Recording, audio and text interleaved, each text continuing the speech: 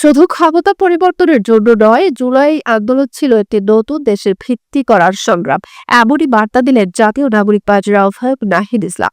গাইবান্ধা পৌর পার্কের শহীদ মিনার চত্বরে আয়োজিত দেশ গড়তে জুলাই পদযাত্রা কর্মসূচির উদ্বোধনী সমাবেশে নাহিদ বলেন, এক দলের পরিবর্তে আরেকটি ফ্যাসিস্ট শাসনের জন্য ছাত্র জনতা রক্ত দেয়নি। জুলাই আন্দোলন ভয় কাটিয়ে কথা বলার সাহস শিখিয়েছে। তিনি জানান, জুলাই আন্দোলনে নতুন দেশ হয়েছে, কিন্তু দেশ গঠন হয়নি। গাইবান্ধা থেকেই সেই গঠনের যাত্রা শুরু হচ্ছে। নতুন দেশে থাকবে না মত প্রকাশের ভয়, বৈষম্য কিংবা নিপীড়ন। সমাবেশে আরও বক্তব্য রাখেন এনসিপির সিনিয়র যুগ্ম আহ্বায়ক সামান্থা শারমিন, সদস্য সচিব আখতার হোসেন এবং মুখ্য সমন্বয়ক নাসির উদ্দিন পাটোয়ারি।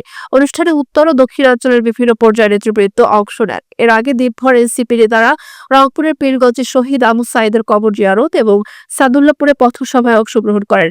এনসিপির ভাষায়, জুলাই জুড়ে এই পদযাত্রা চলবে দেশের প্রতিটি জেলায়, নতুন রাজনীতির প্রত্যয়ে।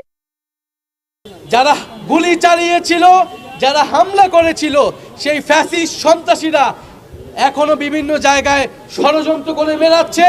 দেশের বাইরে ভারত থেকে ষড়যন্ত্র করে বেড়াচ্ছে দেশের বিরুদ্ধে। আমরা বলবো যে এই জুলাই গণহত্যা সহ গত 16 বছরে যত অপকর্ম রয়েছে, এই খুনি হাসিনা এবং এই আওয়ামী লীগ, স্বৈরাচারী আওয়ামী লীগ, তাদের বিচার অবশ্যই এই বাংলার মাটিতে হতে হবে। তাদের বিচার অবশ্যই আমরা নিশ্চিত করব এবং নতুন বাংলাদেশের জন্য যে সংস্কার, রাষ্ট্রের মৌলিক সংস্কারের মধ্য দিয়ে নির্বাচনে যেতে হবে। শুধুমাত্র ক্ষমতার পরিবর্তনের জন্য এক দলকে সরিয়ে আরেক দলকে বসানোর জন্য কেউ রক্ত দেয় নেই, কেউ গণ অভ্যুত্থান করে নেয়।